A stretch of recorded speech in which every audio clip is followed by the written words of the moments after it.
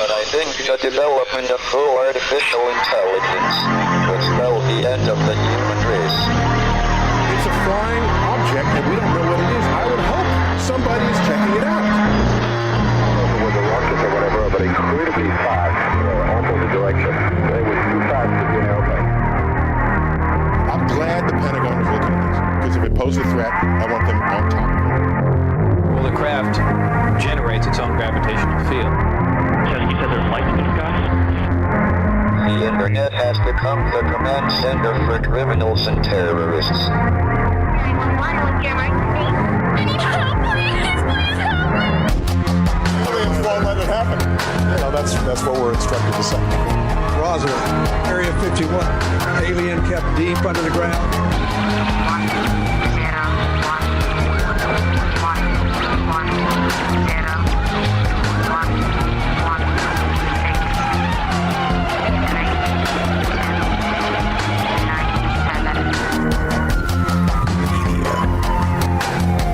doesn't have your best interest in mind. The government is self-serving. You're here for a reason. You're listening to Troubled Minds Radio.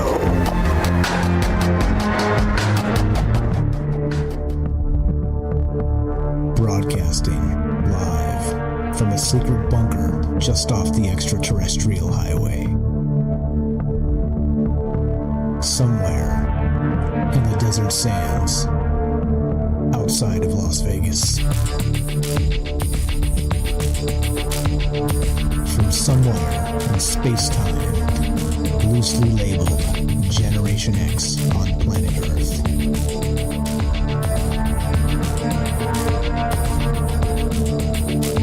And asking questions of you in earnest into the digital darkness.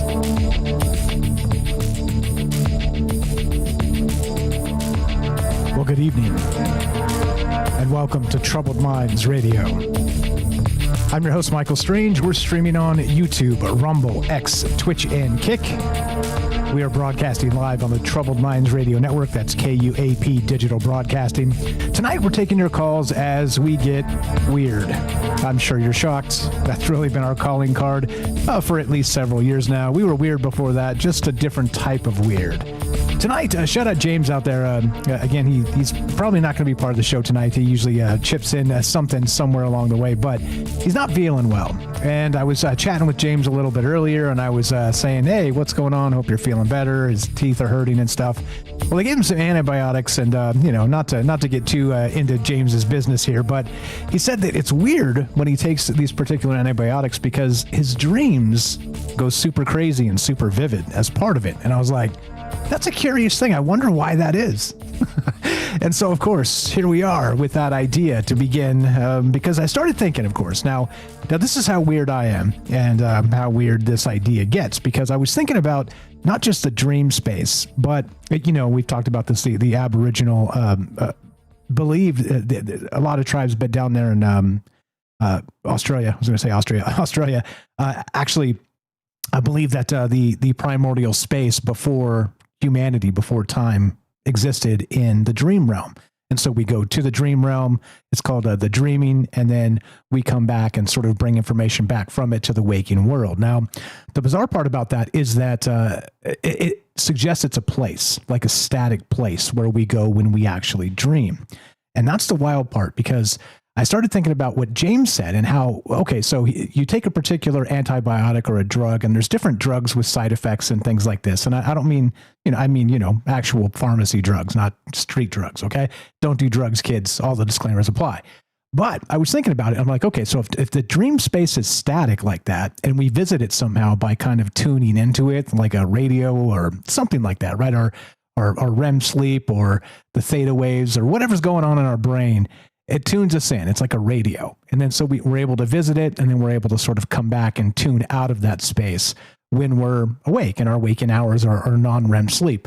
But here's the wild part. Imagine if there was a drug that you could actually take that would again, a pharmaceutical safe drug. This is hypothetical. I don't know if this is true or not, but would actually carry you into that dream space in this larger context of it being a place. Okay.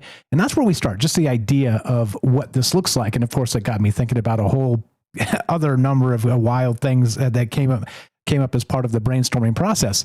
But that's where we start. Like what do you guys know about that dream space, that sort of aboriginal, or the dreaming itself, the dream space that was the primordial aspect of what humans are?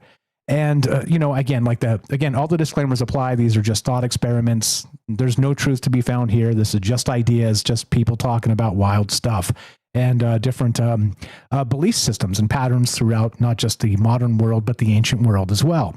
But what do you know about it? Because, of course, the modern dream interpretation bit says that what dreams actually are is it's sort of a sub routine in our brain that does maintenance and does some risk testing without actually taking risk, and there's a whole lot of stuff that's going on in our brain. However, again, if you see it as another place, like an actual place you visit, then think about that. You take a particular antibiotic and you are there vividly having wild dreams, almost as if you're lucid, like kind of trained in that lucid dreaming style. So what do you think about that? And how weird does that part get? And do you think it is possible to maybe synthesize some chemical that would tune our brain into a particular state that would allow us to enter the dreaming 24 hours a day, actually have it with us the entire time we're not just asleep, but also awake, and be able to be in sort of two realms at the same time? Does that seem wild to suggest? Okay, so that's where we start. And I started digging a little bit, and I was getting into some out-of-body experience stuff. Of course, Robert Monroe.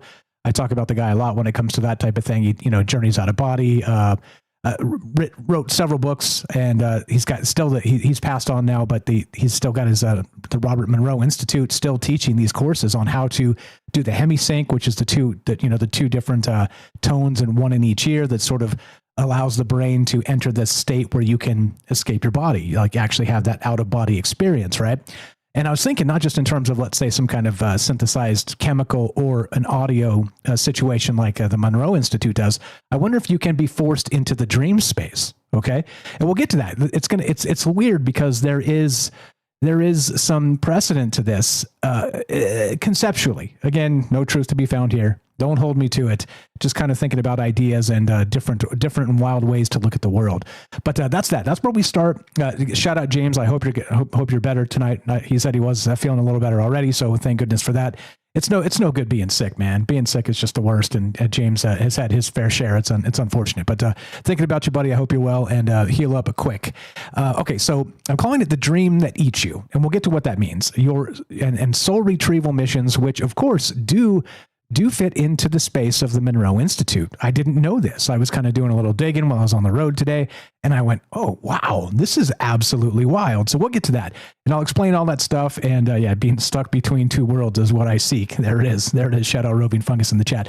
Okay, so what we're going to do is take a quick break, get a word from our sponsor, and then we'll come back and I'll read you some of the Substack, because it's more important to hear it in a coherent manner instead of me rambling on like a raging know nothing. But you get the idea. So that's what's going on tonight. And I do wonder, not just about sort of synthesizing a chemical compound, or maybe those binaural beats, or again the hemisync aspect of this, but who knows if we're going to be able to not just synthesize our dreams in the space of sort of a download eventually with Neuralink and this type of stuff we do talk about, that the Mr. Elon Musk himself has said will happen very soon.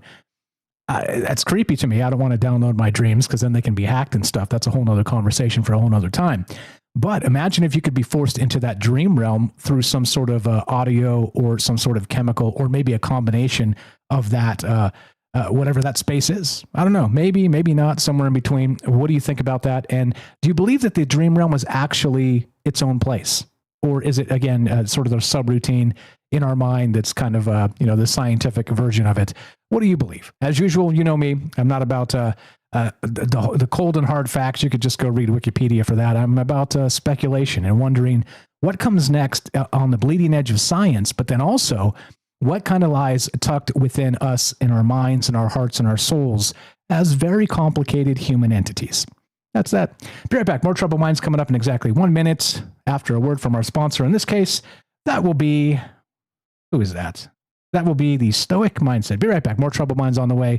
Do not go anywhere. Feeling stressed, overwhelmed? In today's fast-paced world, it's easy to get swept away by our emotions. Take a breath and find your inner strength with the Stoic Minute.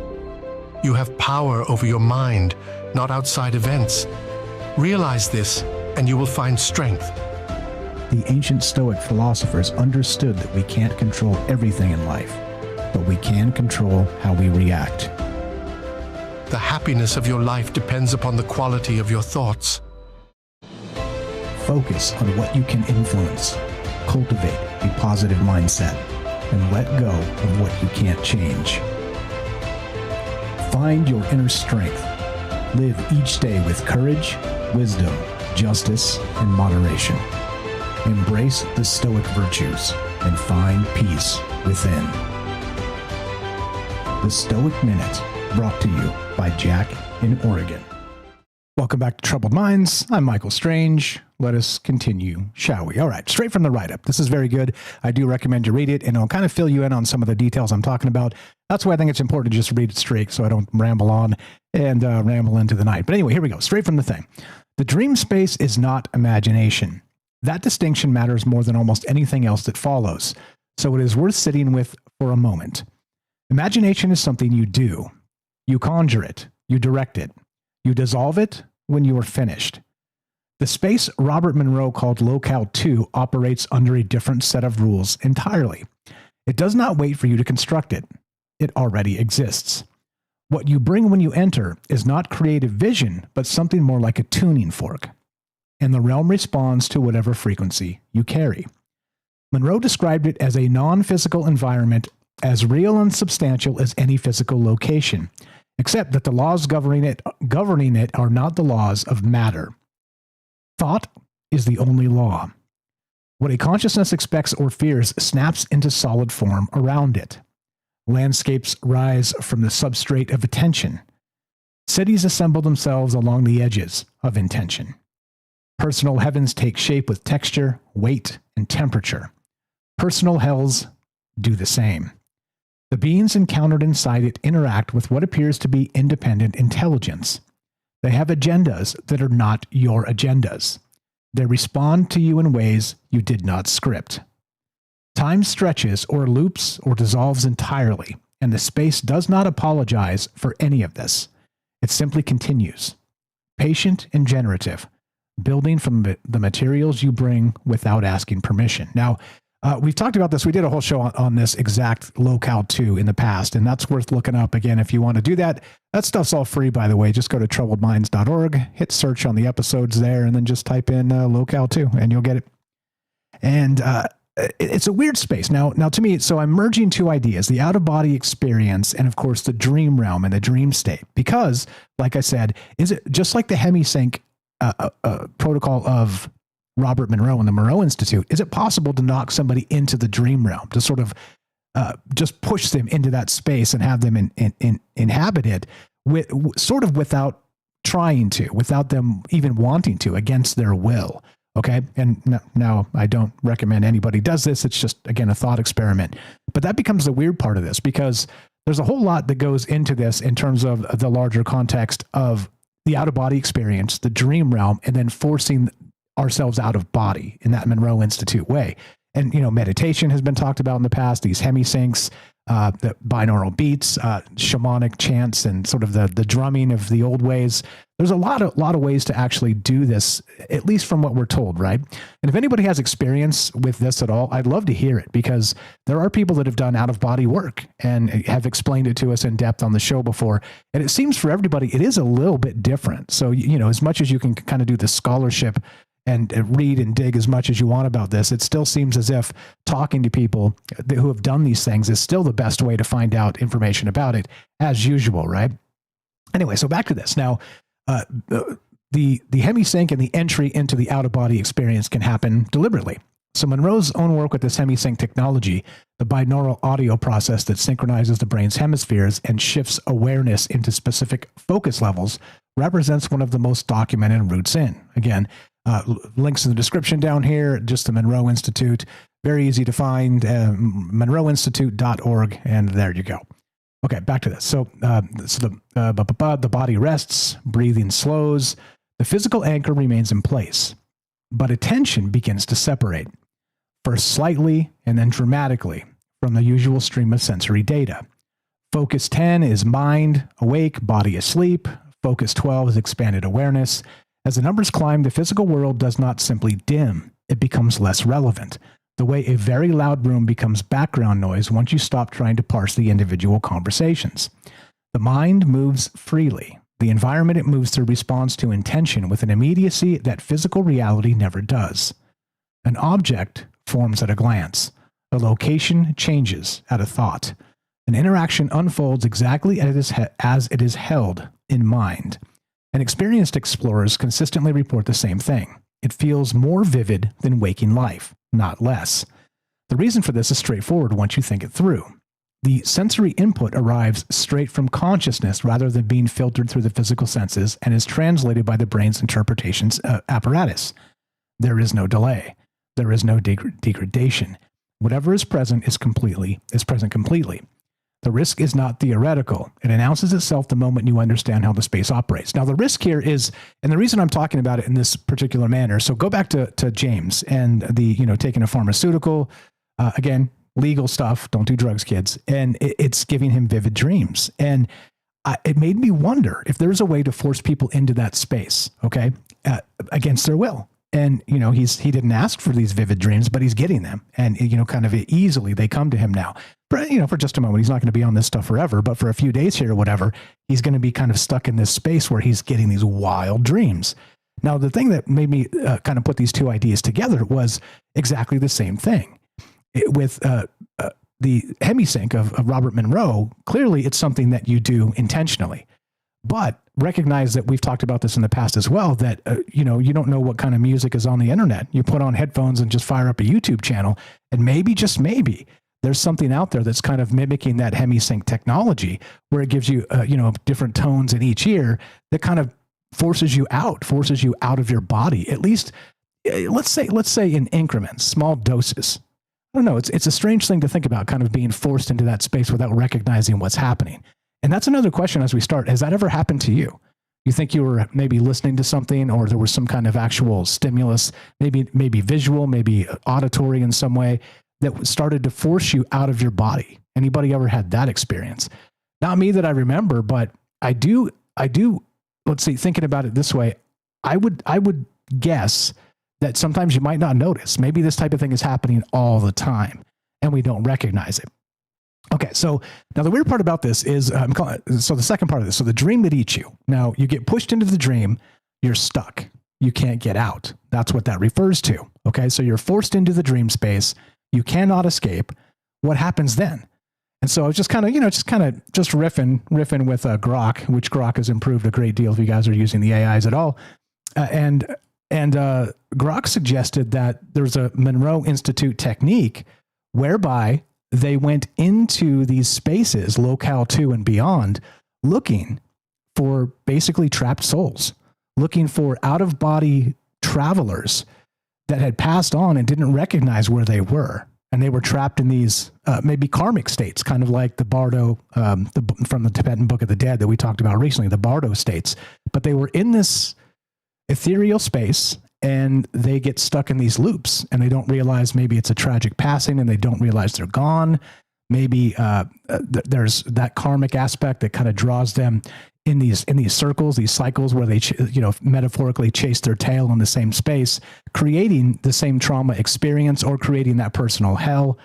And so as I'm going through this and digging into the Monroe Institute a little bit, it turns out they did do these soul retrieval missions. Like they took teams of people and they went into these spaces to find lost, wandering souls and then draw them back, not force anything, talk to them, comfort them, ask if they knew where they were and if they understand what was happening, and get a consensual contact for them to help draw them back into safer spaces in this Locale II of, again, the Monroe Institute stuff. And what do you guys know about the Monroe Institute, by the way? Do you believe this stuff? Do you believe you can out-of-body travel? And that becomes the thing, right? I think when you look at all this from the aspect of, some people would just roll their eyes and go, this is nonsense, Mike. Cool. Like, that's fine by me. That's the whole point of this. And other people will be like, no, it's very real. I do it. And I've talked to people that have done this stuff. So imagine being sort of a lost soul in that space and having an entity come to you and bring you sort of back into the light or into a space where you can move on. And it got me thinking in terms of not just, let's say the soul retrieval missions of Robert Monroe, which I didn't know were happening. I guess they were happening in the late 80s into the early 90s, and they still do these things at the Monroe Institute, which is wild to me.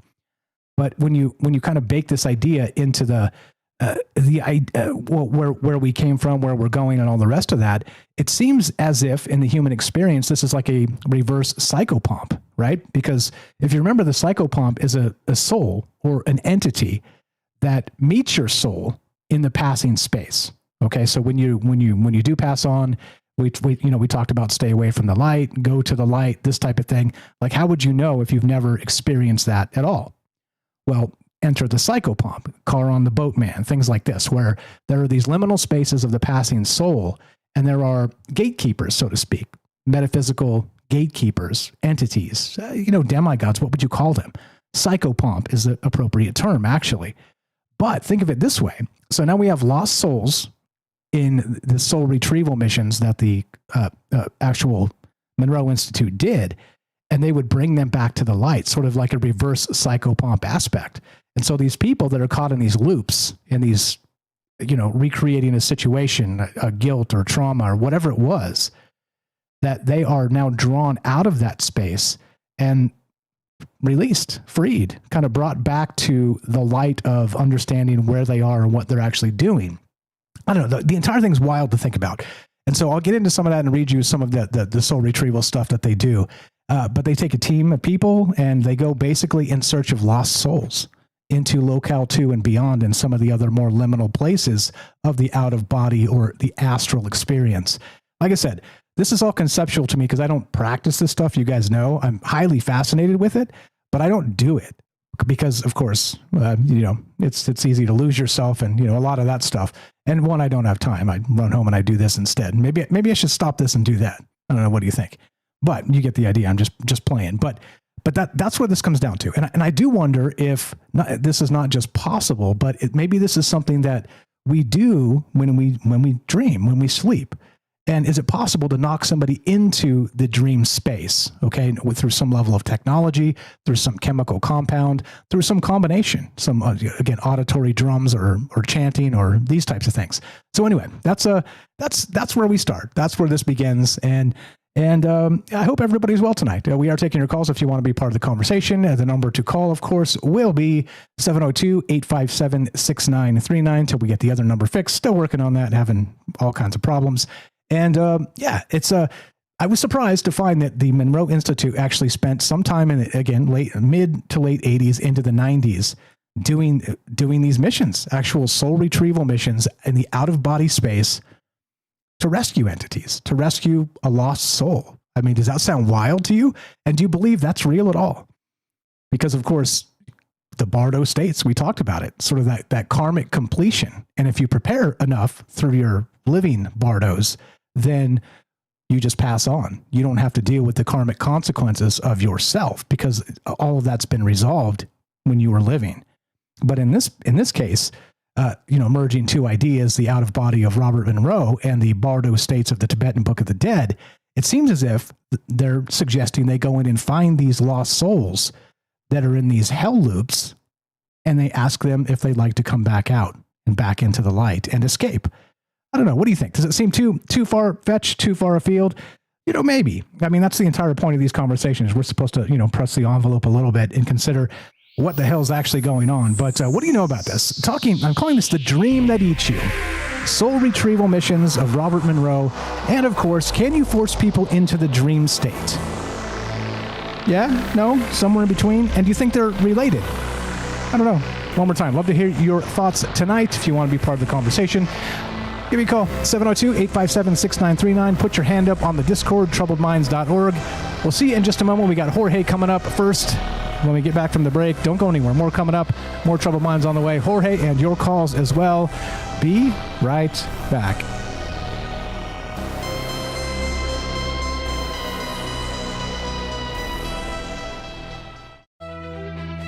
You're tuning into Troubled Minds, the show where mystery knows no bounds.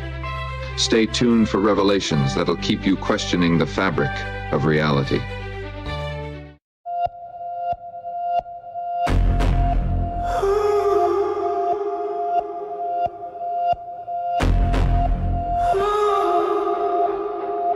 Teeth in the carpet,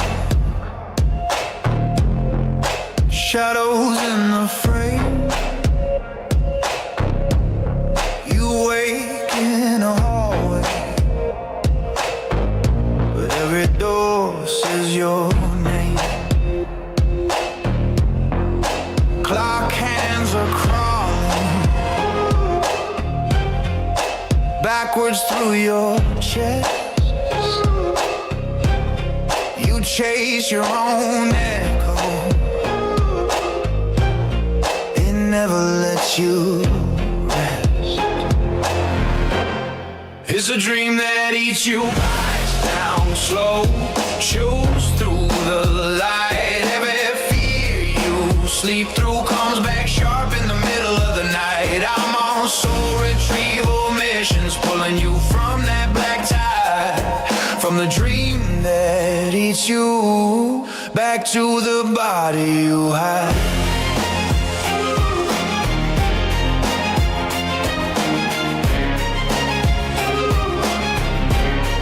You walk through a kitchen, place full of doubt, voices at the table, but your tongue's torn out.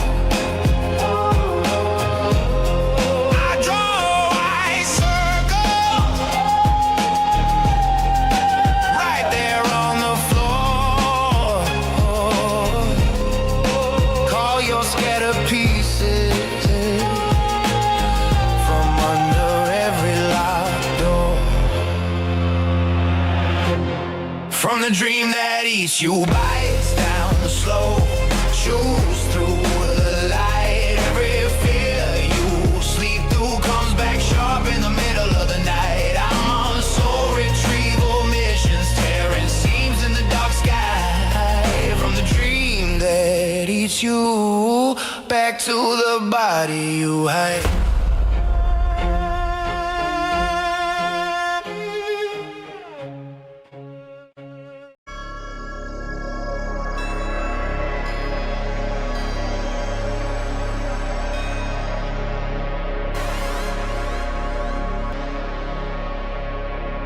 Welcome back to Troubled Minds. I'm your host, Michael Strange. We're streaming on YouTube, Rumble, X, Twitch, and Kick. We are broadcasting live on the Troubled Minds Radio Network. That's KUAP Digital Broadcasting, and of course, 88.4 FM, Auckland, New Zealand. Tonight, what if the voluntary portals opened by sound technology and the involuntary traps of the sleeping sickness are two sides of the same doorway? We'll add the sleeping sickness in a minute.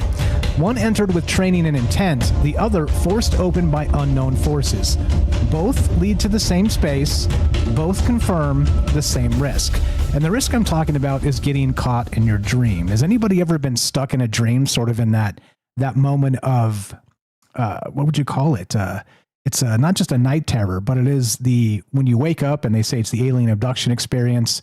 What is that called? It's called there's a moment there. It'll come to me in a second, but where you're kind of frozen. You're awake, but you're still sort of locked in the dream space and you can't move your arms and your legs and you're stuck. And yeah, they say that's when the aliens visit, or those demons that weigh heavily on your chest. Some of these old ideas, these old tropes, and how they fit into this conversation, I think is wide and varied. And that's the entire point of this and talking about these ideas. And do you think it is possible to not just force somebody into a dream, but to hold them there and keep them there? So we'll get to the sleeping sickness momentarily. I don't want to blow all the good stuff right up front here, but love to hear your thoughts on this. As usual, we're taking your calls if you want to be part of the conversation. 702-857-6939, talking dream states, talking out-of-body experiences, talking this soul retrieval mission. And is it possible to get stuck inside of a dream? And if so, how would you get out? Let's go to Jorge. Jorge on the Discord. What's up, brother? You're on Troubled Minds. How are you today? And go right ahead.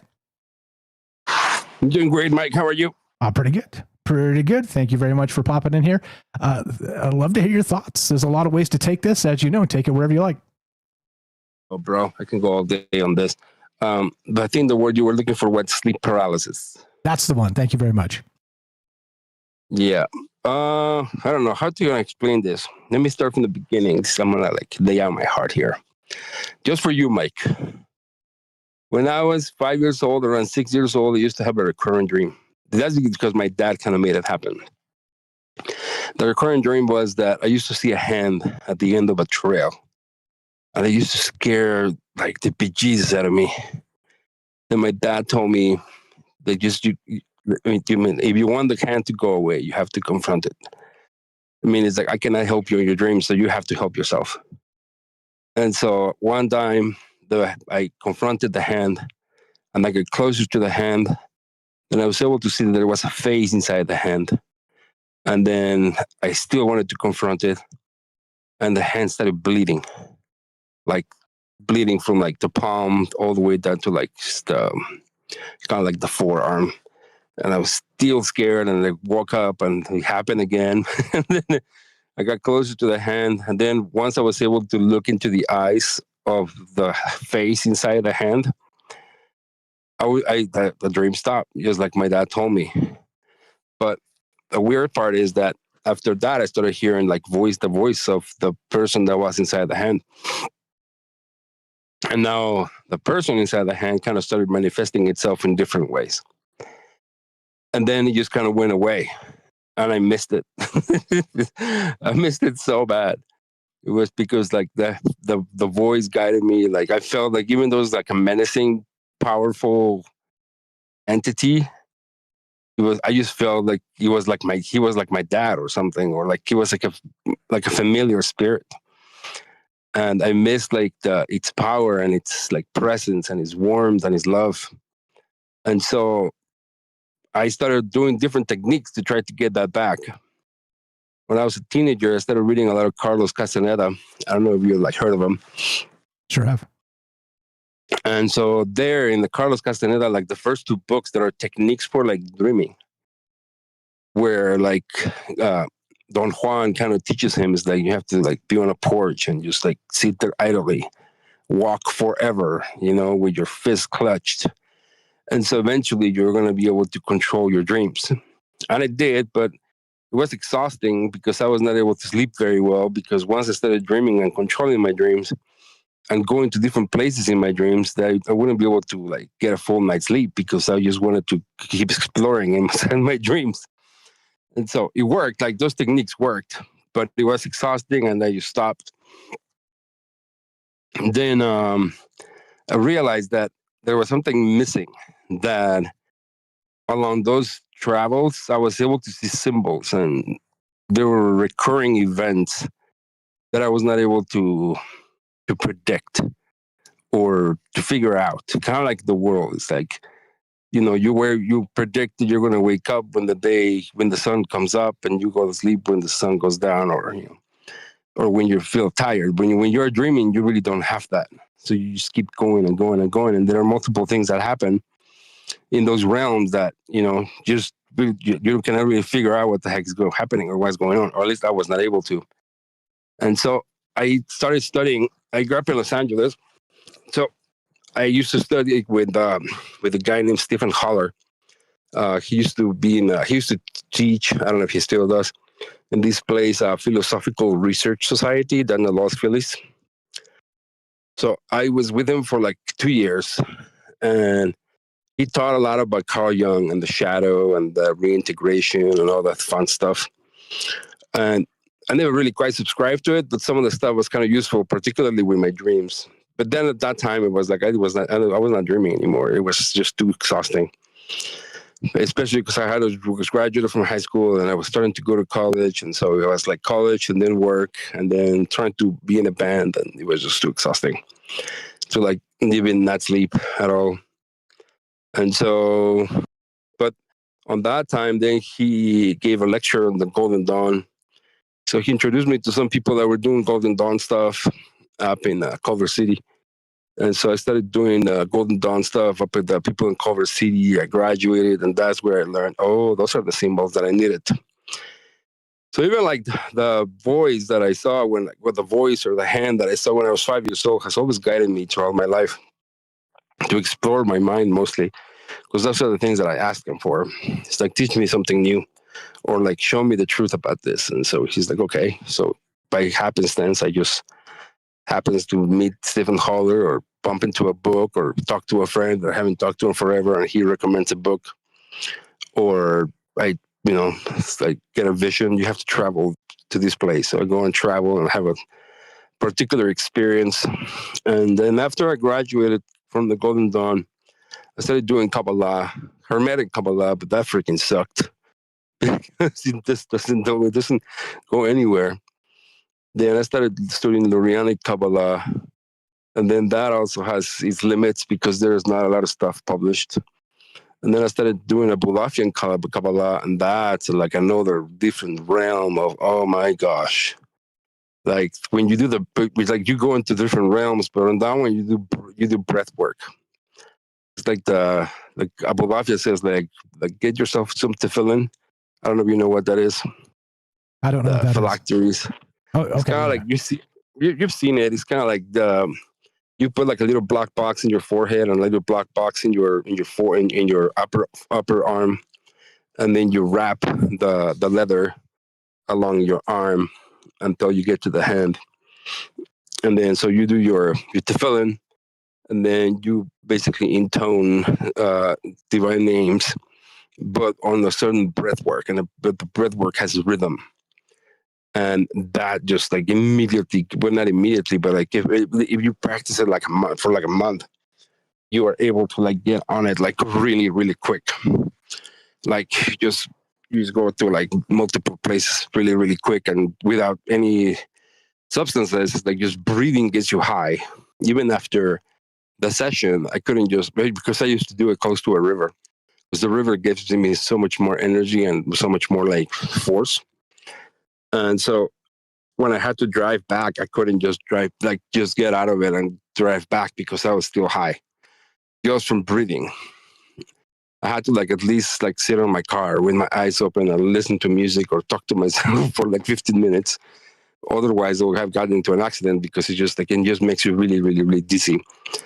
And as far as like your other question as like how do you get people into that stuff? In the Golden Dawn, I met people that, well, I don't know if you know how much about the Golden Dawn. The Golden Dawn, at least the one that I joined, it was filled with psychiatrists. In fact, the leader was a PhD psychologist, and she also did therapy for people. And she was kind of like the partner of the guy who wrote the book on the Golden Dawn. His name is Israel Regardi, who was also, I think, a psychologist or something. And a lot of people that were within that circle were psychologists, and they also did a lot of hypnotherapy. So when they were able to talk to somebody, they got you in, if you were willing, because usually they were like mean, they were not mean people. But if they wanted to be mean, there was a way that they will talk. They will talk, or they will tap like on the table, or move their hands in a certain way. They were able to hypnotize people and just get them in a particular mode of thinking, or sometimes even sleep. And so that's kind of like one way of like not even Monroe techniques. It's just like basically they use like hypnotherapy like techniques to get people to yeah, that real quick on that. That's actually, I didn't even think of that. Like I was too into those other sort of seed ideas that got us to the conversation. But that's absolutely how you would do it. You would have some sort of hypnosis state and be able to, maybe snap your fingers, count to 3 backwards, or whatever they do, whatever the technique is, and then you would force them into that dream space or the dream state. Now continue. I want to hear your story, but the end question being, can you keep somebody there? Can you trap them in the dream state? You don't have to answer that right away. Continue with what you were saying, but I do want to get back to that thought. I don't know. I mean, that was kind of creepy. So I didn't really quite get into hypnotherapy. Like I saw them do it, and I was able to sometimes introduce myself to it, but I never really wanted to do it because I felt that it was kind of creepy. Especially because one of the guys, not inside of our group, but in another group, he was able to like get women in a particular state, and he took advantage of them. Not like super like horrible, but he obviously influenced them in a way in which they were way more willing to go out with him or do things with him. I see. So and, sort of put the seed in there, and then it kind of culminated later with what he was putting in their brain. Like that's scary stuff. That's why that stuff scares the hell out of me. Is that we were talking? Shout out Axel. He's been away for a while. We haven't seen him in a minute, but he was telling me that he's done some hypnosis stuff, and he said if you're gonna do it, it's cool, but make sure if you ever do it, you have somebody you trust in the room with you that is not part of the session and can like watch to make sure that stuff is not happening to you, right?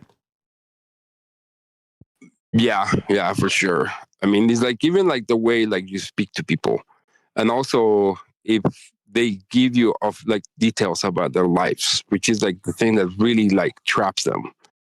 Is like if they're like vulnerable in a particular area of their lives, they're going to exploit it just to take advantage of it. And so they say certain words that basically trigger something. And then that trigger, they're able to exploit it. One guy that was really good at this, according to my understanding, was L. Ron Hubbard. He was really good at that. And I think he was another person that was really good at that one was Jack Parsons. Of course, Aleister Crowley. The legend was that Aleister used to do it not even with words. He used to do it with motions. Like there's a legend that I guess the New York Times or like the New Yorker or some magazine was trying to figure out if he was a real magician. And then Aleister was like, well, why don't we go for a walk in Central Park? And so he goes to Central Park and he starts mimicking a person in front of him walking. And then he looks back. And then he signals to the reporter, he's like, he's going to fall. And then he mimics the walking again, and he drops to the ground, and the person in front of him also drops to the ground. And so he's like, oh my gosh, he's like a real magician. But it's not a magician. It's just a form of hypnotherapy in which they're able to get into the mind of a particular person. And then when you're good at that, like Crowley was, he was able to like tap into the vulnerabilities, and he was able to notice vulnerabilities in a particular number of people. But anyway, you want to know more about my story? I stopped doing the Abulafia stuff after having some communication with some stuff, which got me more into like Greek mythology, which is, like I was telling you, I'm writing a book about Hecate. And so now like Hecate taught me how to do other stuff where I don't even have to go anywhere. It's like I'm able to see stuff inside of a flame. So in Pergamon, they found what's called the Hecate triangle, which is just basically a piece of like bronze, which is basically a triangle, kind of like by 12 by 12 by 12, with like inside of it has like a little obsidian, and then a circle with 8 by 8 kind of squares and a nail, and then. If the circle helps you, I mean, this is like, my interpretation, this is not scholar stuff.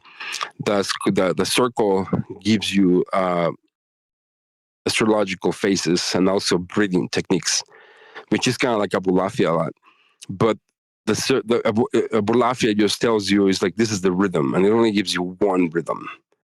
But the Hecate thing gives you kind of like they're like 8 scales, kind of like where you have like for example like a 4x4 or like 4x4 count, like most music, or 3x4 or 2/4. And so then on that one, sometimes you could, like, if you have another circle, which is also like the pitch, is like, this is a C sharp, or this is an E, or etc. And so it's like you have to match the pitch and you have to match the beat. And if you look at the flame, it just gets you in there. I've seen so much stuff. It's so awesome. is like I've seen like Greek temples where like priests are able, like, you know, they have the whole processions of priests and they beat the ground and get like people following them around. But then also that one is creepier because you get to talk to dead people, and dead people are very needy. They're always asking you for stuff, and I don't want to do stuff for them. I'm just selfish, I guess. But yeah, that's where I'm at right now with my vision quest. Okay, and so creep you out? Am I crazy? No. Okay, no.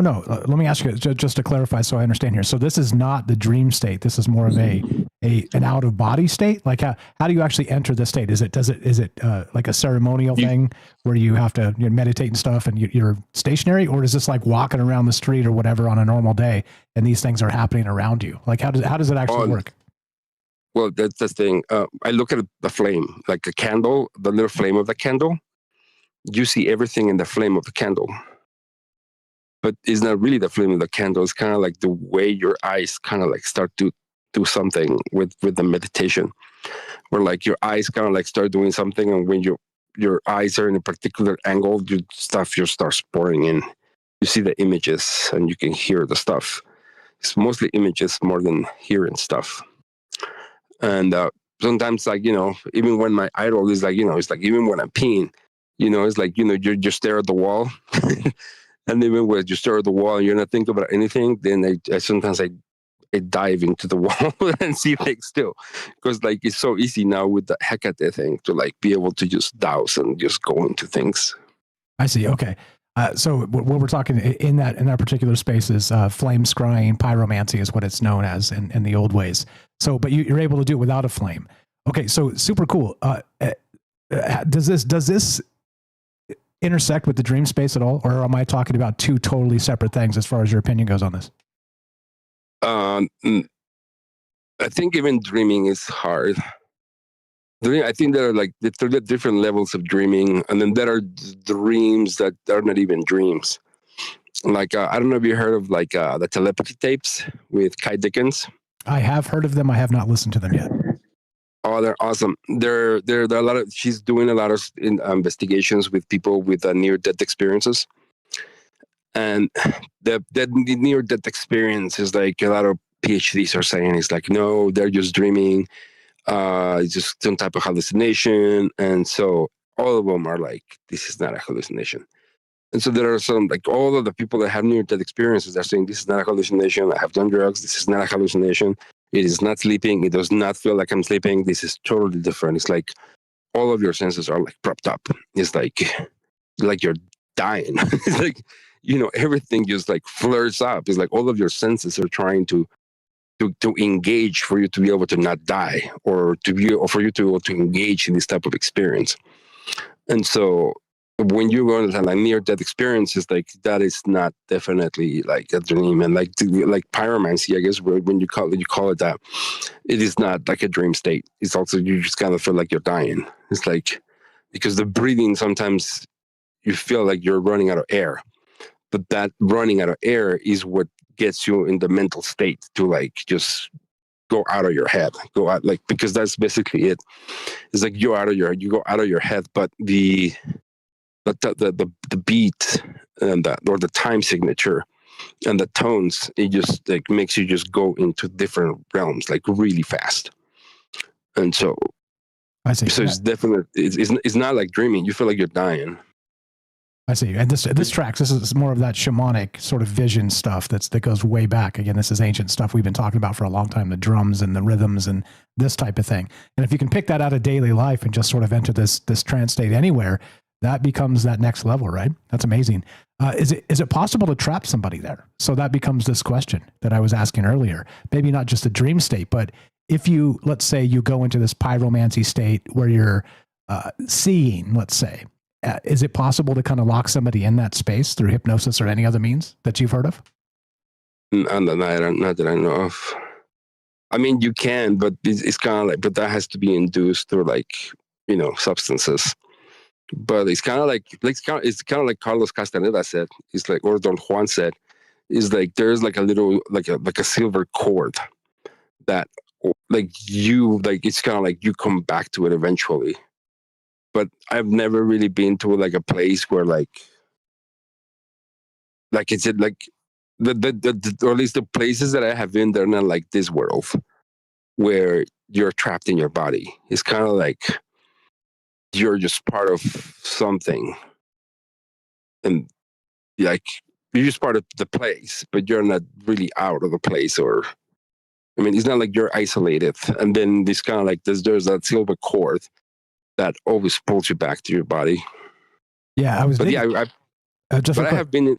There was one vision in which it was so powerful that I didn't want to stay because I felt that I was gonna stay there, and I was so scared. And then there was a spirit guiding me too, and the spirit was like, "If you're scared and you fear, you'll go back. But if you're scared, just go back." And then I told him, "It's like, yeah, I want to go back." He's like, "Okay, fine." And then he brought me back, but I've never met spirits that are just stuck there. Okay. Which is the premise here. So again, the famed Robert Monroe talked about these out of body experiences where they would do these soul retrieval missions and find people stuck in these states. And I'm talking about the astral, like the actual into that. He called it Locale II, and then beyond that Locale III, which we've done whole shows in the past on. But just interesting all of this, and I was curious if it was possible to maybe force someone into that state and then maybe even keep them there.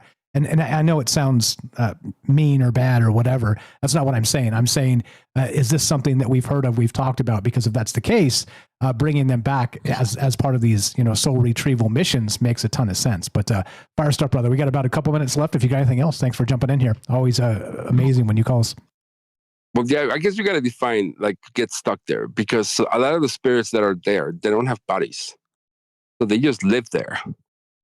I mean, there are like I've seen some temples where like there are spirits that they're having a hard time, but they told me these spirits live here. They don't have bodies. And so I guess there are spirits that are stuck there, but if you want to bring them back, what are you going to bring them back to? Because they need a body, Yeah. Well, I think that's the thing, right? That becomes the next question. And that gets into some really dark stuff. Like, what would that vessel be? And yeah, I mean, we're moving into a transhumanist space where these vessels may become ubiquitous, let's say. But yeah, fire stuff. Look, I think, like you said, the definitions are definitely important. And I mangle these ideas intentionally to kind of break down the paradigms of what those definitions mean. You know me, that's why I kind of do this and try and look at it from, is this the same as that, and how do they sort of commingle, right, is really the question. I appreciate you very much, brother. Got about a minute left if you got anything else. I don't know. You got me thinking about spirits that are stuck there, but I've never been on a mission where like I want to retrieve them. But there are some spirits that certainly do seem to like they're stuck there. But then I think about it, is like, how do I know that they don't have a body? I never really quite investigated that very much. Or whether if I can transfer that spirit into a body, or if, what could that body be? Could it be a dog or a plant or what? That's just kind of like another realm of exploration. Exactly right. All right. You think about that. I'll think about it. We'll reconvene at some point and we'll talk about it. Maybe you'll have a more specific answer to that exact thing. Appreciate you very, very much, brother. You're back on the game. Your YouTube channel is up and you're doing the thing. Yeah. I'm doing my thing, posting it almost every day. Okay, please go check out our friend Jorge. Very, very smart guy, into this very deeply, and go check out his YouTube channel, troubledminds.org/friends. Scroll down, it's alphabetical. It's JORGE. Actually, please send me that link because it says contact me. I don't have you up here, so I will send me that link again, and I will put it up tonight. Thank you again for the call. Thanks for jumping in here. Always a pleasure, and you have a great night, my man. Sure, you too. Have a good night. Thank you very much. 702-857-6939. Be right back. More Troubled Minds on the way. We got the Robert coming up and your calls as well. What do you know about being stuck in a dream? Don't go anywhere.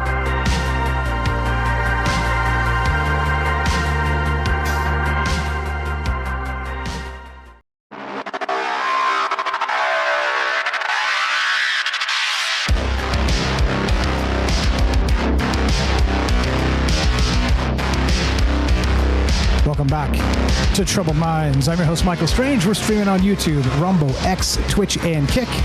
We are broadcasting live on the Troubled Minds Radio Network. That's KUAP Digital Broadcasting. And, of course, 88.4 FM, Auckland, New Zealand. Tonight, I'm calling this The Dream That Eats You, Soul Retrieval Missions. Now, I didn't know this. I found this out tonight, but the Monroe Institute and Robert Monroe, the famed out-of-body guy, Journeys Out of Body, who wrote the book, and then Far Journeys, I believe, was another book he wrote. He talked about in the mid to late 80s and early 90s about actual soul retrieval missions, where in this space called Locale II, he took teams of people in looking for lost wandering souls to bring them back, to help them out, to face those Bardo cycles of maybe their cosmic dilemma or karma, and actually help them realize that they were no longer of the physical space, and to point out to them in different ways that, again, consensually, ask if they need help them, show them love and compassion and kindness, and then help them into a more hospitable space for instead of their doom loop of their eternal self-made hell space. I don't know if you want to call this purgatory or, there are a lot of words for this. Sheol is another one. There's a lot of, again, and this is why this is so fascinating to me, these ideas, because no matter how you look at it from different, religions or aspects or belief systems the world over, there are a lot of parallels, a lot of spaces that kind of come into this. And I'm not sure if Mr. Monroe of the Monroe Institute was a religious guy at all. He may not have been. So there are people that are into science that are very into what the human soul is and means that aren't religious. They understand it or want to understand it from a scientific perspective.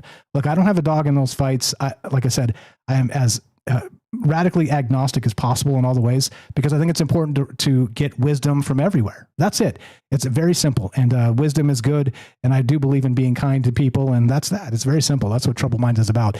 Love to hear your thoughts. What do you guys know about it? One more time, 702-857-6939. Click the Discord link at troubledminds.org. We'll put you on the show. Easy as that. Let's go to the Robert. Thanks for being patient, guys. Thanks again to Jorge for the fantastic call. The Robert in Pennsylvania. You're on Troubled Minds. How are you, sir? Just unmute and it's all yours. Go right ahead. Can you hear me? Yes, sir. Loud and clear. You sound great. When you were talking about earlier about hypnotism involved, it reminded me of a famous story by Edgar Allan Poe that was titled "The Facts in the Case of Valdemar." You ever read that story? No. What's the name again? The Facts in the Case of M. Valdemar. I have no idea what that is. Never read it. Well, it was made into a horror movie back in the 60s. It's a story and with Vincent Price. And it's a short story about a mesmerist, a hypnotist, who puts a man in suspended hypnotic state at the moment of death. All right. And he's dead, but he can't be released from wherever his conscious is, because the hypnotist has basically frozen him in place. Okay, that's wild. So it is really at the heart of what we're talking about here. So sort of instead of a stasis of like suspended animation for the body to bring back, they're hypnotized at the point of passing, which is highly fascinating, because what does that mean? That's incredible. Yeah. It's a short story, and maybe you should get it off the internet there and read that story. That's a good story. If you ever want to practice astral projection, and I'm not talking from any experience of my own, right? I probably have a couple of times, but all right, I just not sure. But one of the easiest techniques, from what I understand, is if you're lying down in bed, all right, you let yourself get calm. You gradually feel start with the feet. Your feet relax, then your legs relax, your pelvis relaxes, all the way up to the chest. You're feeling it relax. You're ordering basically to relax. You're imagining it, and that happens. And then you see what looks like a motion picture screen. It's white. It's a regular motion picture screen, and you will yourself to go closer and closer to that motion picture screen. And once you get close enough, your soul comes out of your body. Okay. I see. I like that. It makes it sound a little nicer than kind of being bumped out like I've seen in the Marvel Cinematic Universe, like they did to the Hulk. Like, you know what I mean? Boom. Just knocked out your body. Well, it's just, from what I understand, it's really the simplest way. You know, just like when you want an answer to something, usually the simplest solution is the best. That's the way you do it. I probably don't practice it much because it kind of scares the hell out of me. Yeah, like I'm not sure how kind of deep that goes once you start doing stuff like that. And you know, power to you if you want to go kind of experiment and whatnot. But I don't know, like a lot of those things, like hypnosis specifically, just scares the ever loving hell out of me because for exactly the reason, like you don't know if you're the same you when you come back. And I think that's the whole idea of hypnosis is you're not supposed to be, but you also don't get to control it either. So there's a lot of really spooky stuff there that kind of, look, I respect it. I know that it's possible and it happens to people and people can do it. And there's even positive outcomes sometimes, but I'd imagine for every positive outcome, there might be a negative one too. So I'm not willing to flip coins with my brain. You know what I'm saying? Sure. And when it comes to lost souls and rescuing them, the question is, why is those souls lost? And my own opinion of that is they're lost because they're so physical realm centric, earth centric, and have no idea, how to maneuver in a non-physical environment, because they're so earth centric. So physically centric. A lot of them might be rich people, or otherwise bad people. They're the ones that are probably more likely to get lost. Okay, that makes a ton of sense too. It's and so you've never done any of this. You're like me. You're kind of like fascinated by it, read a ton about it, but you kind of like, oh my goodness, I've been reading about this stuff since I was a teenager. Okay. I read all of Monroe's books. Then there's even a religion or a quasi-religion called Eckankar, all right, which involves soul travel. The guy that founded that was named Twitchell. He wrote a famous book called In My Soul, I Am Free. There's a lot of literature on this stuff. The problem is we're in such a stressful life, most people, like yourself. All right, you got so many things, so many irons in the fire. It's hard to relax and even contemplate, enough to contemplate such a thing. Yeah, you are absolutely right. And again, so removed from a modern lifestyle, this stuff maybe even just comes naturally to people. I think that makes a ton of sense, kind of rewind 1,000 years somewhere in the forest and, think of sort of the native tradition and living with the world around you. I think maybe this stuff does come, in a campfire and a nice night and, looking at the stars. I think it's probably quite a bit easier to tune into something else, whatever that is, than it is now. Like you're right. I'm like, I run home, I immediately start doing this. I, barely have time to get a bite to eat, drink some water, and then boom, troubled mind starts. So it's, I don't have time. I just don't have time, which is unfortunate. I think I should probably peel some time out for it because it does seem as if there might be something to this, not just a lucid dreaming aspect, but the seeing two realms, whatever that means, Well, how often, what's the average amount of hours that you do get sleep?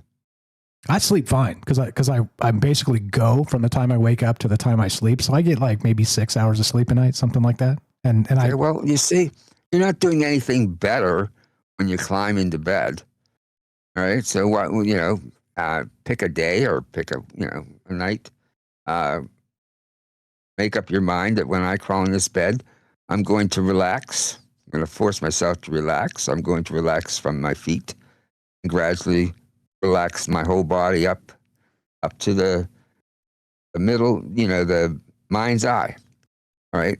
And then I'm going to visualize a movie screen, a white music. I'm having trouble talking. A white movie screen, and I'm going to imagine myself getting closer and closer to that screen. And I bet you pop. You'll start to feel yourself vibrate like hell. I've gone there. I've done that. Vibrating like hell, and it's going to scare the living Jesus out of you, right? When that vibration starts. But when that vibration starts, you're about to take the trip. Okay, and the trip would be that OBE, that actual Robert Monroe thing. Absolutely. Okay. Yeah, I've heard that too. Is that when they do the binaural stuff and the sort of the meditations, and I've read that stuff as well. That's as they describe it. You start vibrating. There's sort of this vibration aspect of your internal soul or whatever that is, kind of coming out of you, and it shakes like crazy. And earthquake. And then you'll hear a pop, simply like pouring the cork out of a wine bottle. You'll hear a pop. And that's when you're out of there. And just like the earlier caller said, there's a silver cord that's connected your astral body, your physical body, and it's really attached to the mind's eye, where that part of the forehead is, and that's why you can always come back. And it will stretch to infinity. It's like a light, a rope light, and it'll stretch to infinity. If you get scared at all, you'll come back immediately. That's what that cord's for, right? Because if that cord ever breaks, you're dead. Right? You're going over to the other side once and for all, forever. But that's what that cord for. So it takes practice, from what I understand. And Monroe said this. You're going to get scared first time, maybe even a dozen times as this is happening. But sooner or later, you'll start to get relaxed, and you'll be able to actually expand to a degree where you're comfortable with what you're going through. And all the glories that you're going to see.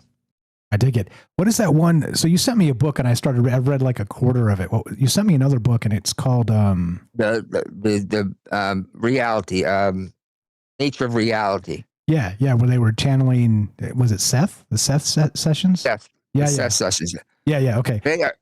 Those are terrific books. All right. This English teacher, she's married to a man who was an artist, and she started having this, connection with the Seth, who is oversoul. Like you have several souls. The oversoul is the big guy, but he's you. All right. And he was telling her the nature of reality. And she would speak, and her husband would be writing it all down, and it became these books. But remarkably, she was putting this stuff out long before physics picked up on this stuff. I mean, she was an English teacher, and what comes out of these books is things that were, that we come to realize years and years later about the nature of reality. And I don't know whether you've read that book, but you really should. It's very dense. It is. I actually misplaced it. I'm not sure what's that. I had it and I was reading it, and now I lost it. I don't know if it disappeared. I'll see if I can find it again, because I was enjoying it. It was like I said, I got about a quarter of the way through, and it is very dense. But there's some amazing stuff in there that, like you said, you're really talking to yourself. And Jung talked about this. Carl Jung, in the Red Book, he talked about sort of meeting an entity deep within and sort of a meditative state. But that entity was him. And it had a different name and all the rest of it, but it had all these amazing cosmic insights as well. And this reminds me very much of that. That's why I thought it appropriate to bring it up in this moment now. Right. The Seth was actually her. All right. And he would refer to her in a man's name. I forget the name of that he used, but he would, he didn't call her Jane. He called her a man's name. Can't remember what it was. But there's more than one book Matter of fact, if you want to take a little time when you're off the air, just Google Jane Roberts, and it'll take you to a website where all of her books are available. Her husband basically takes care of that. I don't know if he's still alive or not, but he basically takes care of that. Every one of those books is phenomenal. Sweet. Yeah, I was enjoying it. Like I said, a lot of really interesting things there. It's almost like a diary, very much like Robert Monroe. Like, Tuesday, 6 p.m., this was the session. This is what was recorded. This is the information that came out of it. Yeah. Wild. And that's exactly how Journeys Out of Bodies is with Robert Monroe as well. Very, very similar to kind of just a diary of those out of body journeys. Pretty good stuff. Yeah, but I've always found it interesting. She died young, Jane Roberts. I don't know why. That always was curious to me because she seemed to know so much. Anyway, I'm running out of things to say. Oh, perfect. I appreciate you jumping in here. Thanks again for always being there when I need you. And thanks for the amazing insight. A pleasure as always. And you have a fantastic night, brother. You too. Hey, let's see here. APOC. She's got to know a lot about this. Shout out APOC. Let's bring her on here. Calling out APOC. Appreciate it, Rob. Thanks again. Have a fantastic night, and we'll talk to you soon. Good night. Take care. You know me, love them. The Roberts, again, affectionately, the Robert, Stories from a Fractured Mind, the Robert Collection. Go check it out. TroubledMinds.org/friends. Scroll down. It is under The Roberts because that's his writer name, his mentor name.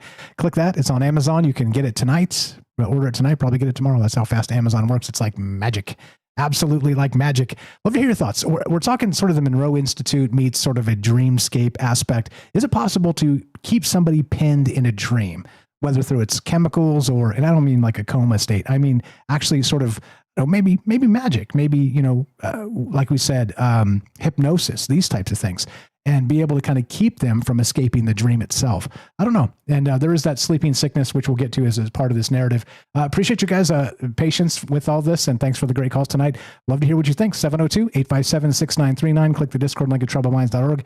Let's go to Shane, the blind psychonaut. I figured this would be right down your alley and summon you from the depths of wherever you've been hanging out. It's been a minute. Welcome back, Shane. How are you? Go right ahead. Okay, if you can update the Discord, try and come back, unless it's something else that you know about and you're fiddling with maybe an audio source or something. Okay, I'm going to read this before we get to Shane here. Hang tight, guys. So check this out. So this is from 1985, the book Far Journeys by Robert Monroe. Okay, and this is what I was talking about. So these rescue missions, these soul rescue missions, this is how he described it, right? So that term captured the core of what he was doing. Deliberately entering non-physical territories to locate and assist consciousnesses who had become trapped after physical death. These were not dramatic interventions with force or ritual. They were quiet, compassionate navigations into the belief system layers of Locale II, where a soul might be looping endlessly in its own fear, denial, guilt, or rigid expectations. He described the process in straightforward terms. He would shift to the appropriate focus levels, find the stuck individual, often someone who did not realize they had died or who had created a personal limbo around a single overwhelming belief. He would make gentle contact and help them recognize the truth of their situation. Once awareness returned, he would guide them toward the brighter open reception area he mapped as Focus 27, known as the park. What's the Beetlejuice subway, right? The liminal space of liminal spaces. Where helpers, loved ones, and healing environments waited. So Monroe emphasized that free will was never overridden. The rescue was always an invitation to remember and move forward from these, again, Sheol cycles or limbo, like that type of space. So Shane, welcome back. Are you there? Go right ahead if you're, thanks for being patient, and thanks for getting it fixed if it's fixed. Negative. Yeah, Discord can be goofy. Let me know. I'm gonna keep talking. Just interrupt me. I'm going to go back to this. Okay, so as his explorations in this space deepen, these soul retrieval missions, like I said, which I was surprised to find out. I didn't know about this till today. But as his explorations deepened and he trained others, the same work came to be described interchangeably as retrievals or these soul retrievals. So they sent a team in to this Locale II in the out-of-body space, and they looked to rescue souls who were trapped. Like, how wild is that, right? Anyway, so this phrasing highlighted the practical art of locating and retrieving a consciousness from its self-made trap and escorting it home. Okay, whatever home is, right? Monroe saw these missions as a natural extension of his mapping of the afterlife territories. What began as personal adventure turned into a sort of an afterlife service. Proof that the dream space, while powerful enough to hold someone indefinitely, could always be opened from the inside by someone who knew the way. And you see why I'm madly fascinated with this now, because that OBE stuff in the Robert Monroe, the Monroe Institute, not only were they sort of learning about that metaphysical space outside of ourselves, suddenly they were looking for lost souls and trying to literally bring them back, which is, again, incredible. Like I said, I had no idea about this until today. So it is, it's something. Yeah, you learn. Look, I've been in the weirdo game for nearly 8 years now. Is it almost? I mean, 7, 8. I don't know. It's been a long time, and I've never heard of this particular aspect till today. So there's always new, amazing stuff to learn about this, and that's the point. I'm not preaching here. I'm not trying to convert anybody from this to that or anything. I'm saying, look at all these amazing things, these amazing experiences people have had, and listen to the way they describe them. Listen to the specifics of what an experience is. I think it's incredible here. I think that the larger context of this is absolutely wild. And I do wonder if you can get trapped in that space, then, clearly you can, because you would have to, at some point, right, to get rescued, you'd have to get trapped. We got a couple calls coming up bottom of the hour. Let's go. Got a couple minutes left. Jorge, jump back in here if you got something to add real quick, and we'll go to Derek the Night Stalker and Kramos at the bottom of the hour. We got 2 minutes. What you got? Go ahead, sir. Super quick. I do remember I did help somebody get out. This was a long time ago, maybe 20 years ago, 15 years ago. There was a spirit. I like to call them Caco Diamonds. He had like about 5 female spirits trapped. And then they started calling me, and one of them started calling me to help them. Eventually, I was able to trick this was a recurrent dream. It probably happened like 10 times until I was able to succeed. On the 10th time, I was finally able to get that woman out of the Caco Diamond. He had kind of like a castle that he had built. Not castle, more like a fortress. And I was able to get her out. And once she was into like the kind of like a forest, then she was able to flee away from him. And then that's one thing. If I have one more minute, we all live in a dream. And based on like the reality that we adopt for ourselves is how we are trapped into someone else's reality. Brew on that one for a bit. That's all I have to say. Thanks. You're the best, brother. Give Jorge a follow. Link is in the chat there. He just sent it to me after the call. Appreciate that. Always a pleasure, brother. You take care. We'll talk to you soon. Go give him a follow. I'll add it tonight. troubledminds.org/friends. Scroll down. It'll say follow Jorge here. Just click that. Go check out his YouTube channel and do it straight from the deal. Out of time in this segment. I appreciate you guys being patient. We'll get everybody in the bottom of the hour. Look, I'm calling this the dream that eats you. Is it possible to get stuck in a dream state? And not only that, is it possible to maybe force the issue? And, to the Monroe Institute, they suggest, like I said, and whether you believe it or not is irrelevant to me. Like, if you're like, no, this is nonsense, Mike. Cool, perfect. You're in the right place. Because I don't know if I believe it either. And that's exactly the point. What is going on here? The dream that eats you, soul retrieval missions, and can you be forced into these altered states without your consent? And if so, like very much hypnosis-wise, which Jorge brought up earlier very smartly, and if so, how do you escape? 702-857-6939. Be right back. More Troubled Minds on the way. We got Shane coming up, Derek the Night Stalker, Kramos, and that should wrap us up. You guys are the best. Be right back. More Troubled Minds on the way.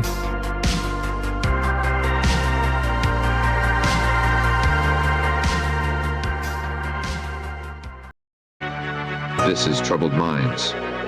Your host, Michael Strange, the master of the mysterious, is here to guide you through the shadows of the unexplained.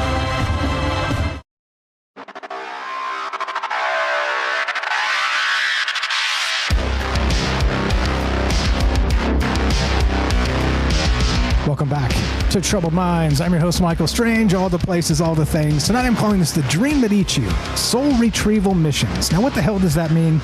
Well, it's a mix of ideas, which is literally, look, that's the whole point of these conversations. I like to take some of these old esoteric ideas, take some bleeding edge science, look at them, as I say, squint with your mind's eye, and then wonder what comes next. How much of the past influences the future, and how far back does it go, and how weird does it get? It's simple. I mean, except it's not. It's very complicated, but that's why people should have complicated discussions based outside of, the schoolyard or the Wikipedia or whatever, the political spectrum. I mean, oh God, like I just can't stand politics. I just can't stand it. It's also disingenuous at least and false at worst. And that's the realm we live in. So, hey, let's build our own narratives and let's talk about these ideas together. Love to hear your thoughts. The Dream That Eats You, Soul Retrieval Missions, Hypnosis, being forced into a dream and held there, and the Soul Retrieval Missions of Dr. Robert Monroe in 1985 in his book, Far Journeys. What do you know about it? Does it fit? Does it not fit? Does it resonate? Do you believe it? Whatever. Take it wherever you like. 702-857-6939. Shane, welcome back. The Blind Psychonauts. What you got for us, brother? Can you hear me now? Yes, sir. Loud and clear. Go right ahead. Okay, cool. Well, I like your question about if can you be put into a dream state without falling asleep? I like I've said before many times, I believe it's we have our own individual frequency.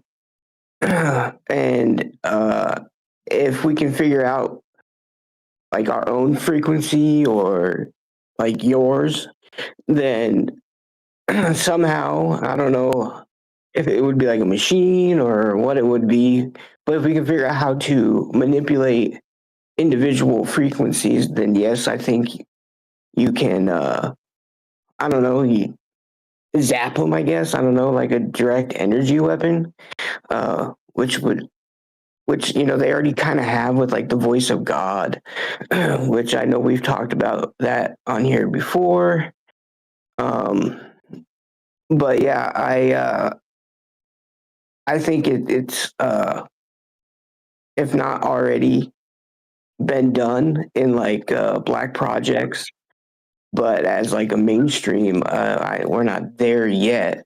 But I do think that would be quite disturbing if like you're just sitting there and all of a sudden like you get zapped into like the dream realm or like out of body without without even wanting to, like I don't know, like you said, being hacked. Yeah. But yeah, I think it's easily, not easily, but can be done in the future. That's what it would be. It would literally be sort of a mind hack. And I think of that scene from it's from one of the Infinity War movies where the Grand Master of the Temple before Doctor Strange knocks that the essence or the soul out of the Hulk, and his body just drops.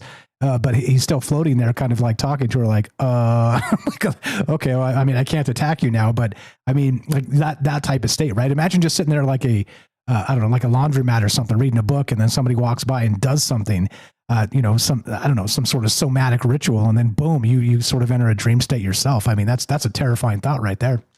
Yeah, like I've practiced a lot to be able to lucid dream, and there's been one thing that I was very curious about was the transition from being going from the wake state into the dream state, and I was I don't know how I'm able to easily lucid dream or get into the hypnagogic state. I chalk it up to my brain being rewired after losing my eyesight. I just think it was just one of those weird anomalies that I got fixated on, like hearing and learning and reading Robert Monroe, and then Robert Wagner, who's I don't know if you've heard of him, but he's a very well-known lucid dreamer and researcher. And just like one night I just started, and I haven't really stopped since. But I was playing around with the hypnagogic state, like I said, and there was a point where I was laying in bed and I was holding my hand up and I could hear external, like my fan going on, and I had like a podcast going on, and I was able to transition from awake to the dream state. But what was weird was I felt my body completely get into the paralyzed state. Like my arm, just like my arm fell. Like I just completely went limp, which was kind of wild, especially to experience fully conscious. And but yeah, I don't know where we go.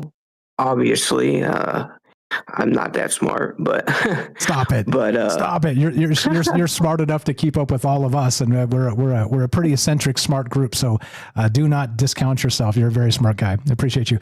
We got tons of calls stacked up behind you. I would have given you more time if we got you on earlier, but now that we got your tech issues worked out, I look forward to talking to you soon in the next one. I appreciate you very much. Be well and keep up the good work. Okay. Yeah, give me a heads up when you do another one of these topics, and maybe shoot me an email or something, and I'll get on earlier. Okay, you got it. Do me a favor, send me an email if I don't have it. I think I have your email, right? If I don't, send it to me, and troubledmindsradio@gmail.com, and I will definitely do that. There's some topics here that I think I need to ping some certain people, and you're one of them for this particular space. So thank you for that. Thanks for being here. I will definitely do that in the future, and always a pleasure, my man. Have a great night. All right, you too, and thank you. Thank you very much. You know me, love him. Shane, the blind, lucid dreaming with the blind psychonaut, troubledminds.org/friends. Scroll down. It says follow Shane. Just click that. Boom. Take you to his YouTube channel. It's free. Go give him a follow. He's been a practitioner of this lucid dreaming. Like he said, he tragically lost his eyesight. And after that, he was able to lucid dream almost as if he'd been doing it his whole life. Like things change, right? Things change in your body. And then suddenly you have different ways of looking at the world and experiencing the world. Shout out James. Hope you're better as well. And that's the point, right? Like, everybody's not the same. We're the same, but we're not the same. So how does that fit? And is it possible to get knocked into the dream realm and be kept there? I don't know. 702-857-9539, I believe is the number to call. Let's go to Derek, Massachusetts, the Night Stalker. Thanks for being patient, guys. And let's get quick so we can get everybody in here. We got a couple more behind you. We'll go a little late to get them in, but welcome to the journey. Okay. How are you? What's going on, Britta? Chilling, man. Doing the thing. Great show. Great calls, everybody. Thank you. I had a real dream. Oh, sorry. Can you hear me all set and everything? Yeah, you're My good. internet's a little wonky. Nope, you're good. I'm kind of lagging a little bit. You can just bring the other calls in. No big deal. I don't have that much anyways. And I'll be too frustrated if my internet's all messed up. But okay. Great show. Thank you, guys. Appreciate you. I can hear you. We can hear you. Apparently you can't hear me. That's okay. All right. That's fine. If it's going to be a little laggy on my end. Okay. That's cool. That's cool. That's cool. We'll catch up another time. All right, sorry about that. No, you're good. Appreciate it very much. Derek the Night Stalker. You know me, love him. troubledminds.org/friends. The Night Stalker. Please go give him a follow in all the places. Yeah, it does suck when you're doing this live, right? And kind of have like a lag space in that aspect. Yeah, sorry about that. I hate that the technology kind of warbles sometimes, but it does. 702-857-6939. Let's go to the Discord. What's up, Kramos? Notables Radio. What's up, brother? You're on Troubled Minds. How are you? And go right ahead. Hello. Can you hear me good? Yes, sir. Loud and clear. Welcome to the joint. What's on your mind? Okay, cool. Very short. If you let me, Michael, I want to give everyone a piece of advice. It's very short. Infoxication is the intoxication of the organism by the sound. So as we all know, we are witnessing something very sad, that's war, and my advice is for everyone to protect your organism and the organism of your family, the elderly mostly, because the repetition of screaming bombs, shot fire, missiles, explosions, whatever, it's very, very risky for sensitive organisms. With that being said, I think from the topic, I appreciate Michael. I always wishing you the best for you and your family, and I'm not going to ask you because I know you have a lot of calls, but I think my point in this topic is that I have, when I ask anyone, what is your first memory? And when somebody years ago asked me that question, I have a pretty clear, perfect image of my first memory. And my first memory is myself. I'm watching myself in the crib.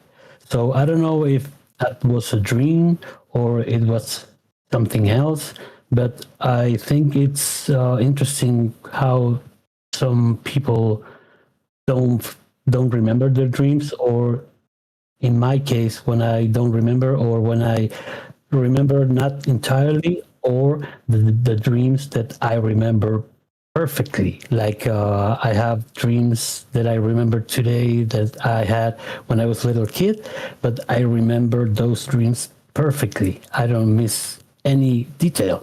So with that being said, I think a dream in this system, how the world is today, is something very delicate. So that's why I was giving the advice that protect your ears, protect the new sounds, because you can be informed, but you're not obligated to hear all the sounds and intoxicate your organism. Yeah, well said. I can't, as you were saying that, I can't remember my first memory. Like I'm thinking about it, it's like a wash of memories. It's like a big, many of them kind of come in one singular space. So yeah, I don't know. It is wild that maybe you had an out of body experience as a baby in the crib. That's incredible. Appreciate you, Kramos. Thanks for popping in. Go ahead. Final thought. Thank you. Final thought, be aware that we are entering in this year, and darkness is always, I always say this, darkness is desperate because light will prevail, and it's advancing, and the darkness, this despair and the frustration is working, because you will see how darkness will try to interrupt, infect, and contaminate harmony. So be safe, take care, and God bless you all. And you, sir. And continue to be the light. Always a pleasure. Kramos, you know him, Notables Radio. He got banned from his other thing, so go follow his new thing. I'm laughing because I'm not laughing at you. I'm laughing with you. It's part of being in the game, right? That's why I'm like, hey, let's be careful. We say certain things. don't want to get banned on YouTube. That would suck. That's a lot of work that goes into that. troubledminds.org/friends. Click the friends link. Scroll down. It says follow Kramos. Alphabetical. There's C right there. Just click that. It'll take you to his link tree, which he controls now and can add. If his new one gets banned, you can still find his link right there. Don't get banned anymore, bro. 702-857-6939. See how I am. Let's go to Parker. Parker, you are on Troubled Minds. I hope the phone line works. Can you hear me? What's up, brother? Go right ahead. Hey, it's Parker. So I'll be really quick because this is kind of a thing. So I have a friend who's done a lot of psychedelics and LSD and stuff like that. I've kind of experimented my own a little thing, but I never go too far because I think it's good to keep balanced. And his whole belief system, basically, and I feel like he's kind of fallen into the pit because of this, is because of the DMT and LSD. He really believes everything is kind of machine-based. He has this very kind of almost physicalist perspective about life and himself. And it's very strange. And I believe it's mostly because of a lack of a philosophy of mind when we approach these philosophies, a balance of understanding of the bicameral mind and how religion is used as a formalism of belief, such as, like, I would call myself a pantheist, basically, that, like, everything is God in some form. But then there's, nuances to that, like there's autotheism, which is Advaita Vedanta Hinduism, like Atman and Brahman unified as one. And then his viewpoint through the LSD and drugs is kind of like a syllogism, like yourself as God, but also as like a trapped being in a weird way, which comes into all those, soul trap and weird ideas of being trapped or in a prison in some way. And I think like philosophy of mind and understanding kind of a formalism of belief when talking about these subjects is extremely helpful. So I just wanted to get that idea out there. Wait, did you say formalism or informalism? Formalism, a structure, just something to follow along so you don't get lost. Yeah, I think so too. And again, so me being, and I've said this a lot, I'm not a religious guy, but that like, doesn't mean there's not wisdom to be found in those spaces. And I think it's very important. And you hear me talking about the old ideas for exactly that reason, because I think it is easy to get lost without sort of that rudder. And look, two things can be true at the same time. I'm not saying that structure is morality, right? Morality can exist without that structure. However, when you don't have an anchor, it is, I agree with you, it is difficult to navigate a very difficult world without getting lost in its madness, because it is madness. There's madness everywhere you look. Yeah. Well, I mean, religion, you could say, is just when you hit the boundaries of structural belief, you know, which is why it's so easy to use to manipulate people, but it also holds so much meaning in it because it's, you know, the individual and the group as a whole trying to figure out what's next, even if it can't be conceived yet. You know, that's where its value is held, I believe. Yeah, 100%. Do you know anything about Monroe and sort of this soul retrieval aspect? You got a take on that? You think any of that stuff is possible, or do you think it's sort of spin in circles? We got a little bit of time if you got anything to add to that. Yeah, you know me, I do. I've gone the gateway process. I've watched, listened, read quite a bit. Haven't read all those books, of course, because I think he wrote like 40 something frickin' books. It's a lot. He wrote a lot. And man, I went to level 15. I think there's level 55 known levels out there, 33 that are pretty easy to get access to. The last 22 kind of hard to get access to. I'd have to look into where if I can find them without having to pay for it. You can like pay like $200 or something to try to get all the original tapes. Is it possible? There's a lot of evidence to suggest it is. My main concern isn't if it's possible. My main concern is just trying to understand, just like our discussion with kind of a religious formalism or understanding a structure to read the boundaries, as it were. We're kind of like reading the tea leaves with some type of understanding of cause and effect, or effect and cause. We have to kind of approach it in that way. It's very difficult. I think it's possible, but I am very concerned because I've said this before, I believe, that they actually have ingrained brain waves inside like the Monroe tapes. I know how to make my own binaural beats, which is really easy to do. You can get an app on your phone to do it. And you don't have to worry about anyone implanting any like subconscious audio implementation, just like with screens, and they can do instantaneous flashing, kind of related to MJ12 projects in the past. They can do that for audio too. Actually, all of your senses, they can do that. There's a way to do that kind of instantaneous, really quick reflex reaction in all 5 of your senses: touch, sight, smell, hearing. Yeah. So be aware of that. Yeah, kind of like subliminal messaging can be done with all your senses. Yeah, kind of like Jorge was saying, sort of the, you know, hypnotism just with somatic sort of gestures, like he was talking about Crowley doing that, or was it L. Ron Hubbard? But okay, here's the thing on that. Now, the wild part to me is that, so if you can leave the body, where do you go? You've done this stuff. Is it possible to get lost out there? That's really my question. And we talked about the silver cord tonight and some of these other things. Have you heard of any of that in your space where somebody kind of went and maybe not entirely lost, but maybe left a part of themselves there, something to that degree? Tell me about that if you can. Yeah. Okay. So the only way you can actually find this type of information is you'll never find it if you do the Monroe path. You have to go down demonology. So down demonology's path, there are people who do this in different ways. You know, they use esoteric means, symbolism, you know, beings, yada, yada, yada.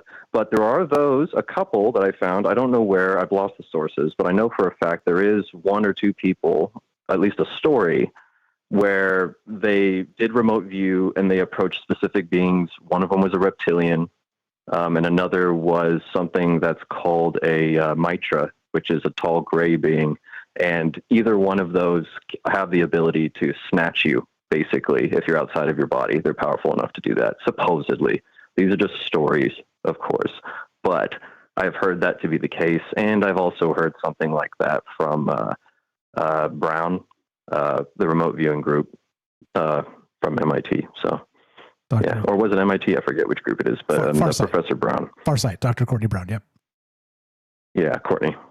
Yeah, sweet. Thank you for making time and calling us there at the end here. And thank you for testing the phone line. Everybody's scared of the phone line because of the one time it broke. So apparently the phone line's back in action, guys. It works. Appreciate you very much, Parker.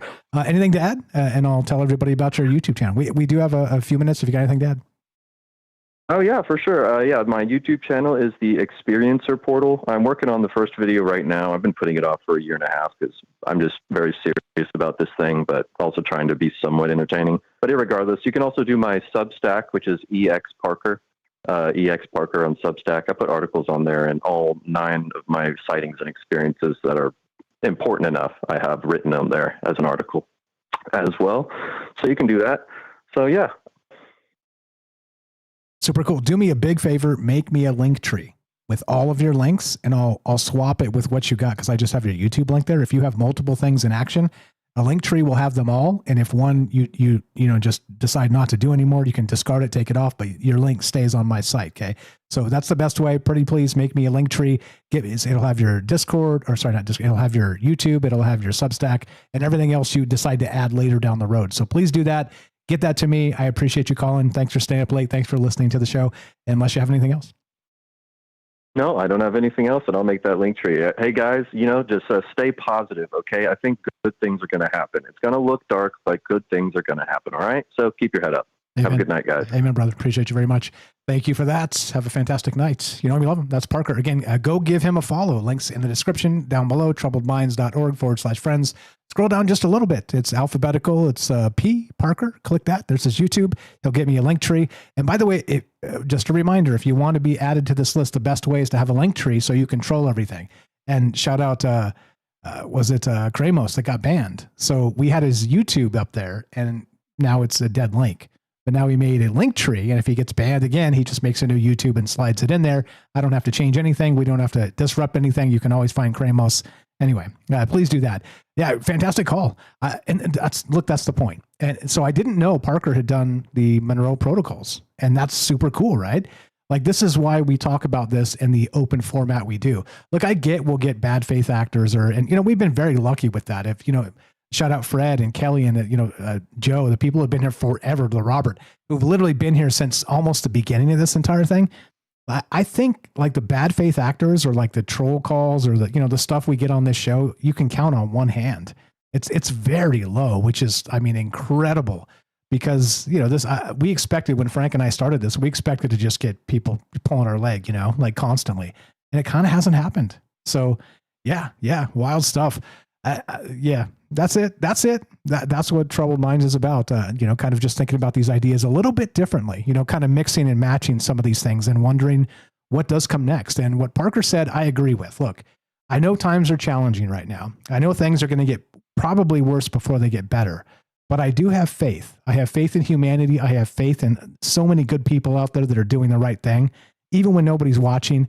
And I have faith that one day we will get to where we need to get, whatever that means. Okay. Whether that's individually, whether that's collectively, whether it's somewhere in between. I'm a glass half full type of guy. And, to my everlasting detriment, I'm a white pill guy. I just can't imagine waking up to a world where I consider the end is always the end. The end is always nigh. It's always in our face, and there's nothing you can do about it. I can't live in that world. I'm sorry. That's not what brings me here. That's not why I just talk to randos on the internet, which again have become just such great friends and such smart people that have, like I said, we're lucky to have such smart friends. So that's, me. I'm not here to tell you the end is around the corner. I'm here to tell you, maybe, just maybe, better than you ever dreamed might be around the corner. If one is possible, certainly the other is possible as well, right? That's it. I'm just asking. I'm with Parker. Let's keep that at in your mind's eye and not give up hope on that, because if we do, then certainly we'll get what we ask for. That's that. You guys are the best. And I appreciate it very much. Thanks for hanging out. Thanks for staying up late with us. Shout out Night Stalker. Sorry we didn't get you in tonight. We'll get you in the next time. And I get how the tech issues are. It's the worst when you're lagging and stuff. But yeah. See, all the things in the chat, I doubt it. Okay, whatever. OG Todd, welcome back. Todd's been here since the beginning. He dips out for like 2 years at a time, but welcome back, brother. Yeah, that's it. that's it. That's Troubled Minds. It's whatever night it is. That's it. I'm going to press the button and we're going to get the hell out of here. Thanks again for being part of this. Thanks for all the great calls. Don't forget to help our friends. That's the whole point of this. Is I could call this a troubled mind. I do not. I called it Troubled Minds. With the dream one day we would have a bunch of smart friends and interested parties that wanted to talk about ideas that were off the beaten path. Here we are. Dream is achieved. Thanks for hanging out, guys. Thanks for being part of this. Help us spread the word. Let people know a conversation's happening where we're not going to tell you who to vote for. I'm not going to chase down and fact check political narratives. No, I'm not going to do it. I'm just not going to do it. Did I mention help our friends? TroubledMinds.org/friends. 98% of the stuff on there is free. Please just go follow people's channels. Check them out on X. Check them out on YouTube. Go follow their podcasts.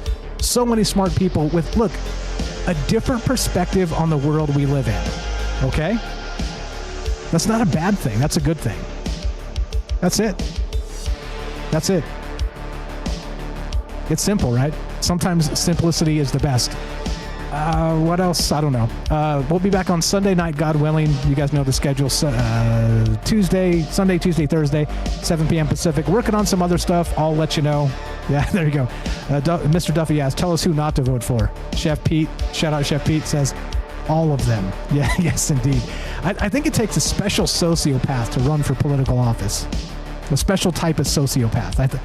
There's probably a scientific paper out there that's been done on that, but anyway, you guys are the best. Thanks for hanging out. Thanks for being part of this. Thanks for caring about the conversations. Thanks for putting up with my nonsense, because I know I'm not the most eloquent sometimes. I'm a rambling mess, but that's the way it goes, right? This is a human space. So strap in for more human stuff, God willing. What else? I don't know. Hell, I don't know. Check out KUAPDB. Let me see if I can pull that up and show you. Working on that. There's going to be a whole website dedicated to the radio station, which you can listen live, which we're on right now, of course, and trying to get us onto actual terrestrial radio. So if you guys want to help with that campaign and maybe call some radio stations and ask, wink, wink, organically, hey, are you guys going to get Troubled Minds on? You know what I mean? Anyway, thanks again for hanging out. Thanks for being part of this. If you want to help us directly spread the word, like I said, troubledfans.com. There's going to be hats, shirts, mugs, all this stuff. Like I said, I'm not in this to make money. I grind my guts out so I don't have to beg you guys to pay me. So that's that. That's that. If you do want to help, though, the option is there. Buy me a coffee, all that stuff. The links are in the description. That's it. That's it. That's it. Exactly. Chef Pete's got it right. This is politics in my mind as well. 2 flaming bags of poo-poo emoji. Pick your poison. That's politics in a nutshell. I agree. All right. As we finish, it goes exactly like this. Be sure, be strong, be true. Thank you for listening. From our troubled minds to yours, have a great night.